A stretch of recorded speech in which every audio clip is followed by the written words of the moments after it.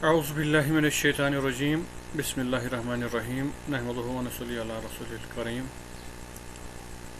اما بعد السلام علیکم ورحمۃ اللہ وبرکاتہ۔ آج کے اس لیکچر میں ہم بات کریں گے سلجوقی دور کے فارسی ادب کے بارے میں، خصوصاً نثری ادب پارے کے حوالے سے، کیونکہ ہمارے 6 سیمسٹر میں جس پر ہمیں بات کرنی ہے وہ سلجوقی دور کا نثری ادب اور کچھ برگزیدہ نثر نگاروں کے حوالے سے بات کرنی ہے، اور 5ویں سیمسٹر میں 5th سیمسٹر میں ہمیں شاعروں کے حوالے سے بات کرنی ہے۔ تو فی الحال اس میں ہم بات کریں گے، پہلے تمہید کے طور پہ اس دور کے حوالے سے بات کریں گے۔ سلجوقی دور، سلجوقی حکومت 429 سے لے کر 552 ہجری تک برا جمان قائم رہی۔ یہ سلجوقی سلطنت 11ویں صدی عیسوی سے لے کر، میں عیسوی کے حساب سے بات کر رہا ہوں، پہلے ہجری کے حوالے سے بات کر رہا تھا۔ 11ویں صدی عیسوی سے لے کر 14ویں صدی عیسوی کے درمیان یہ حکومت رہی، مشرق وسطیٰ اور وسط ایشیا میں۔ یہ ایک مسلم بادشاہت تھی، یعنی یہ خلافت نہیں تھی، خلافت کے بعد میں آنے والی حکومت تھی، جو نسلاً ترک تھے، یعنی ترک اس کے سردار تھے اس حکومت کے۔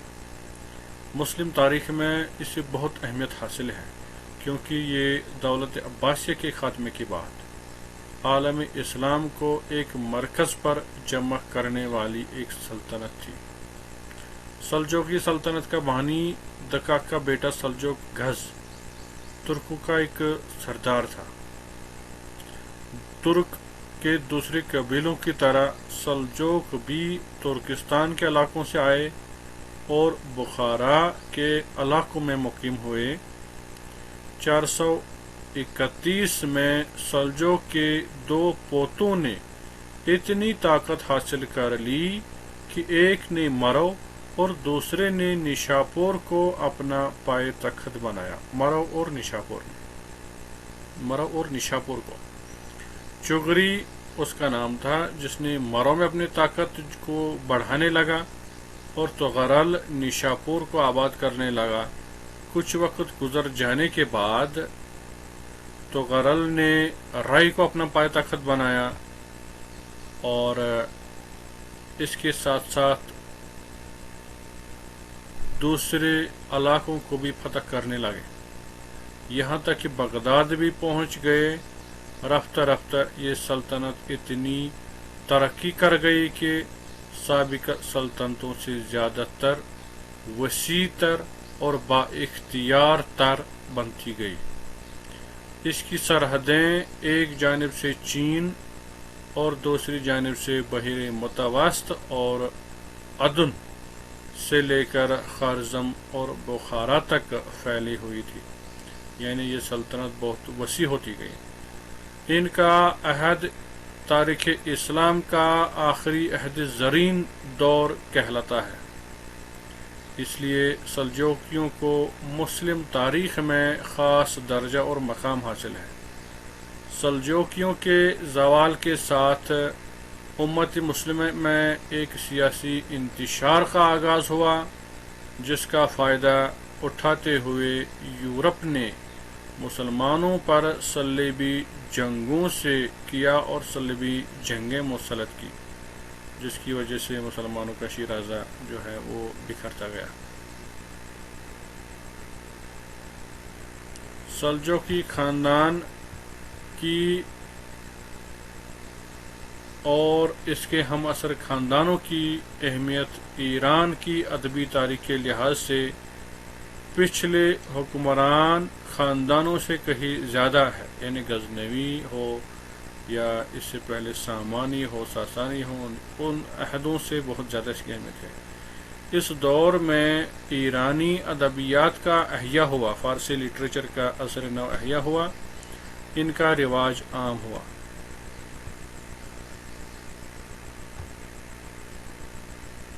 اس دور کے نامور شعراء میں اس دور میں نامور شاعر اور عالم پیدا ہوئے.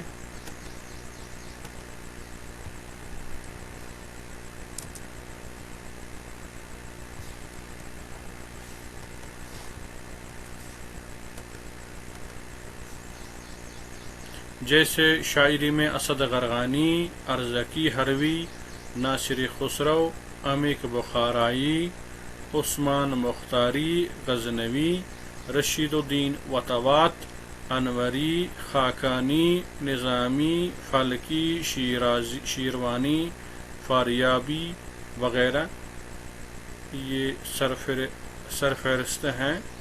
اس کے علاوہ اور بھی عظیم شاعر ہیں جن کا ذکر جو ہے ہم آگے کریں گے. یہاں میں نے ان کو صرف نظر کیا ہوا ہے.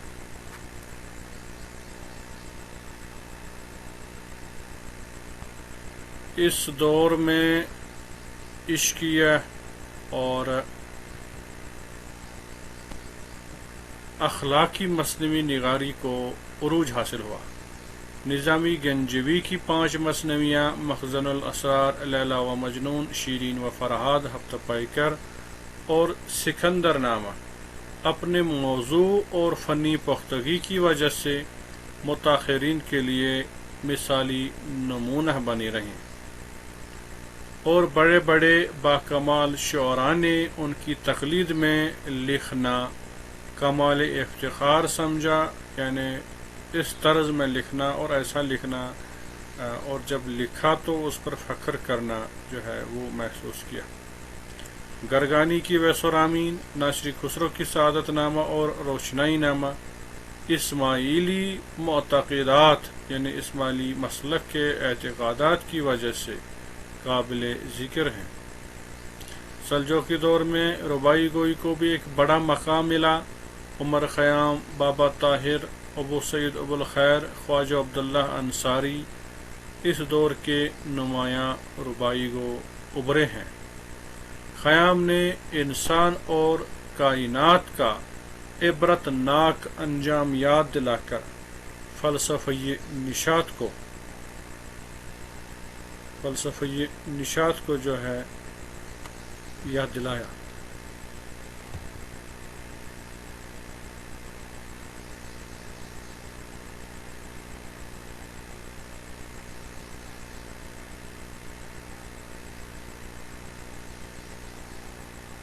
ابو سعید ابو الخیر اور دوسرے ربائی گو شعراء نے تصوف کے مضامین جو ہیں ان پر لکھا اور ان چیزوں کو جو ہے منظر عام پر لایا. اس دور میں نثر میں بھی ایک گنا تغیر رونما ہوا، لیکن شاعری کی وجہ سے شاعری کی طرح اس دور کے پہلے حصے میں سامانی اور غزنوی دور کی نثری روش جاری رہی، جس سے ہم سب کے خراسانی کہتے ہیں. عموماً اس میں سادہ، روان اور ناصح طرز کو اپنایا گیا. یعنی جو اس طرز میں لکھا گیا ہے اس میں سادہ زبان کا استعمال، عربی الفاظ کا کم استعمال، اور طرز جو ہے ناصحانہ ناصحانہ انداز بیان اختیار کیا گیا ہے. اس طرز انشاء سے مختلف مندرجہ ذیل کتابوں کا نام جو ہے لیا جا سکتا ہے. سیر الملوک یا سیاست نامہ جسے نظام الملک توسی نے لکھا. سفر نامہ زاد المسافرین، وجہ الدین، ان کتابوں کو ناصر خسرو نے لکھا. کیمیائی سعادت ایک ایسی مشہور کتاب ہے جسے محمد غزالی نے لکھا. اسرار توحید فی مقامات الشیخ ابی سعید جسے ابو سعید ابو الخیر ہم کہتے ہیں، جسے محمد بن منور نے لکھا. یہ اس روش میں آتی ہیں. دوسری قسم کی نثر کو پرتکلف اور مصنوع کہا جاتا ہے. اس کی خصوصیات حسب ذیل ہیں. اس نوع اسلوب کے حامل تالیفات جو ہیں جن کا ذکر ہم کریں گے آگے، اس میں مسجم وقفہ طرز اختیار کیا جاتا ہے، نثر کو پیچیدہ بنانا جو ہے وہ شروع کیا جاتا ہے، اور قافیہ کا دور و بست کافی زیادہ استعمال کیا جاتا ہے۔ اس سے ہم سب کے عراقی کے نام سے یاد کرتے ہیں۔ مقامات حمیدی قاضی حمید الدین عمر بالخی نے لکھی ہے۔ عتبۃ القطبہ یہ بھی اسی طرز میں لکھی گئی ہے۔ منتخب الدین بدی جوینی نے عتبۃ القطبہ کتاب لکھی ہے۔ التوسل الی الترسل بہاؤالدین محمد بغدادی کی کتاب ہے، اسی طرز میں لکھی گئی ہے۔ بدائع الازمان حمید الدین ابو حامد کرمانی کی کتاب ہے، اس قسم کی کتابیں اور بھی بہت ساری ہیں۔ بعض ایسی تالیفات بھی نظر آتی ہیں جو سادہ اور مصنوع دونوں کا امتزاج لیے ہوئے ہیں، یعنی جن میں ہم سب کے خراسانی بھی دیکھ سکتے ہیں اور سب کی عراقی بھی دیکھ سکتے ہیں۔ ان میں جو ہے نظامی عروضی سمرقندی کا چہار مقالہ، تاریخ تبرستان جسے بہاؤالدین محمد اسفندیار نے لکھا ہے، راحت الصدور ابو بکر محمد راہوندی کی کتاب ہے۔ یہ دونوں سٹائلز کو اختیار کیے ہوئے ہیں، سب کی خراسانی بھی یعنی آسان نثر، اور سب کے عراقی بھی یعنی تھوڑا عربی الفاظوں کا زیادہ استعمال، اور اس میں جو ہے مسجم وقفہ یعنی قافیہ والی نثر اور سجاوٹ والی نثر، اس کا مظاہرہ ملتا ہے۔ دور سلجوکیہ میں ریاضی، طب، نجوم، ریاضی یعنی میتھمیٹکس، طب، فزکس، نجوم ایسٹرونومی کو کہتے ہیں، لغات، ڈکشنری اور ادبی علوم یعنی تذکرے وغیرہ جو ہے ان پر بھی کتابیں لکھی ہیں۔ دوا شناسی کے نام پر جو اہم کتاب ہے اسے کہتے ہیں ذخیرہ خوارزم شاہی۔ جامع العلوم، ریحان شناسی یہ بھی انہی علوم پر لکھی گئی ہے۔ حدائق السحر فی دقائق الشعر یہ بھی اوفی کی کتاب ہے، یہ شعری اصولوں پر لکھی گئی کتاب ہے۔ یہ ان قسم کی کتابوں میں آ جاتی ہیں جنہیں ادبی علوم کہتے ہیں، ادبی علوم اور سائنس۔ سلجوقیوں کی حکومت کے مراکز جیسے نیشاپور، رائے خراسان وغیرہ ہیں، شاعروں اور ادیبوں کے مرکز کے طور پر جانے جاتے ہیں۔ اس دور کی ایک اور خصوصیت یہ ہے کہ اس دور میں صوفیانہ عقائد کو ترقی ہوئی اور اس سلسلہ کے بہت سے شاعر پیدا ہوئے، یعنی جن کو صوفی شعراء کہتے ہیں، تو ان کی ایک لمبی فہرست ہے، ان کا تذکرہ انشاءاللہ آگے آئے گا۔ سلجوقیوں کے خراسان کا مرکز 552 میں جو ہے ختم ہوا۔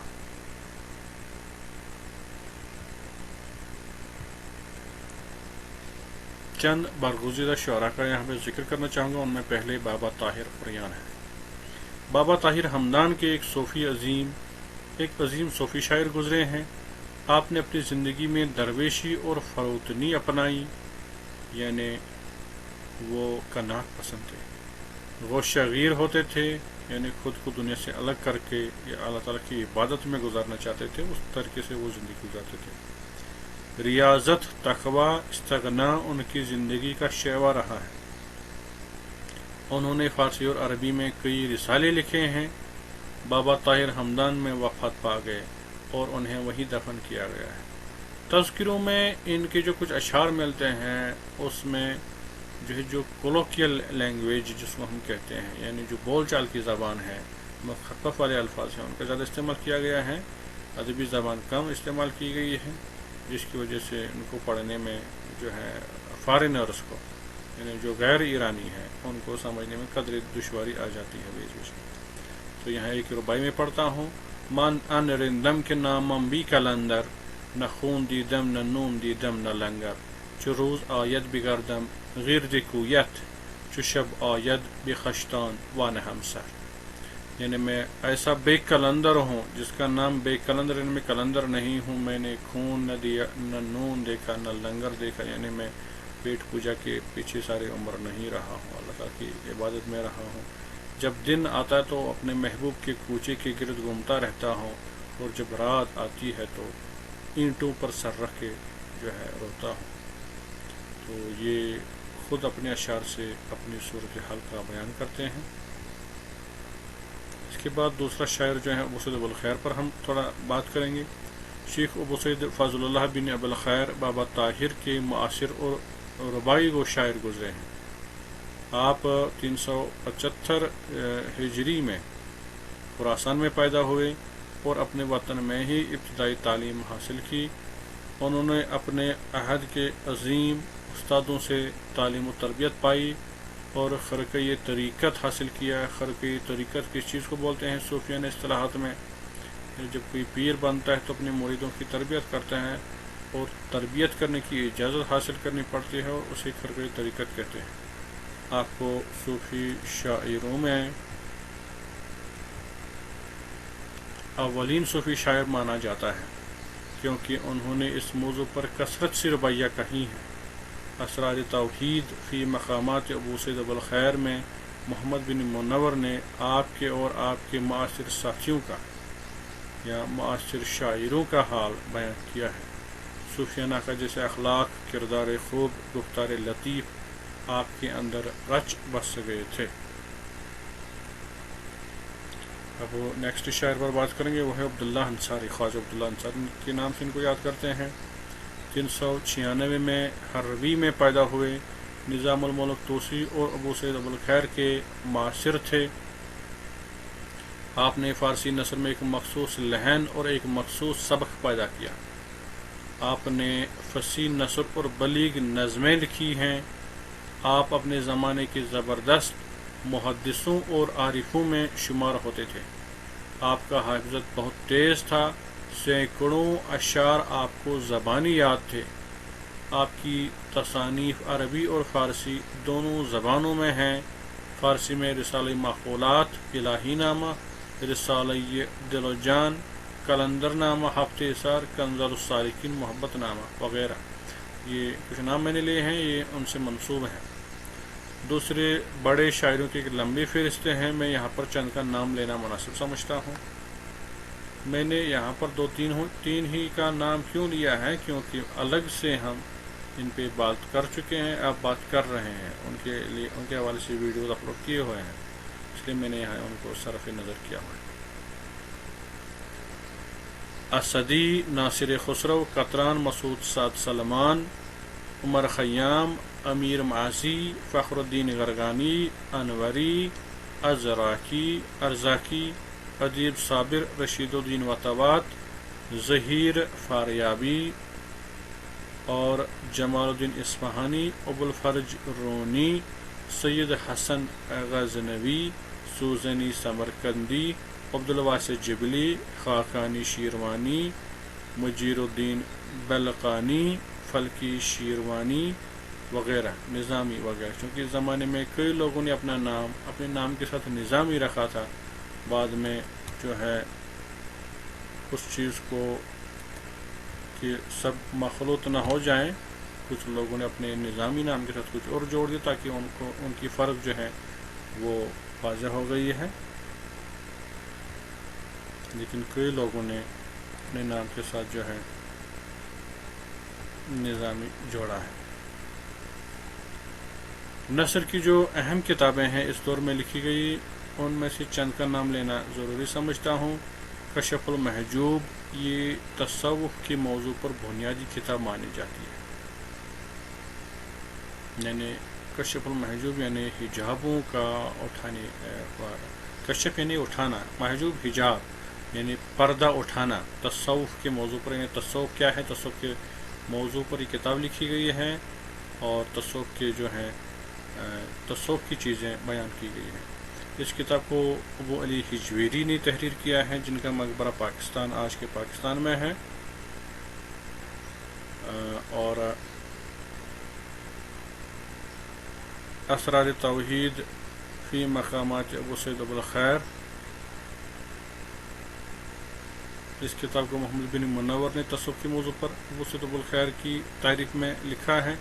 تذکرۃ الاولیاء، جسے خواجہ فرید الدین عطار نے لکھا ہے، اس پر بھی ہم اگلے لیکچر میں جو ہم نے آلریڈی اپلوڈ کیا ہوا ہے اس پر تفصیل سے بحث کی ہے۔ یہ کتاب اس عہد کے اولیاءوں کے بارے میں لکھی گئی ہے۔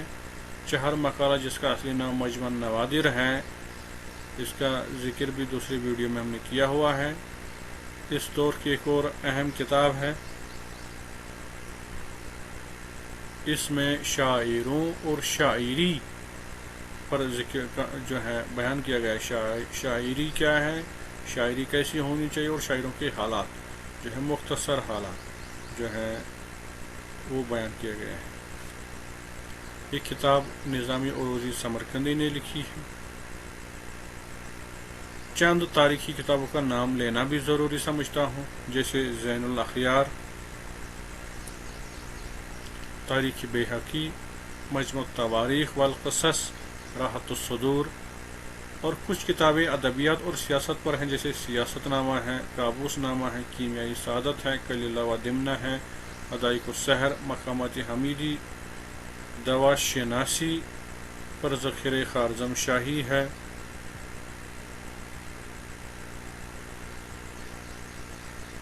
مرزبان نامہ ہے۔ اس کے علاوہ اس دور کے چند صوفی بزرگوں کا نام لینا بھی ضروری سمجھتا ہوں،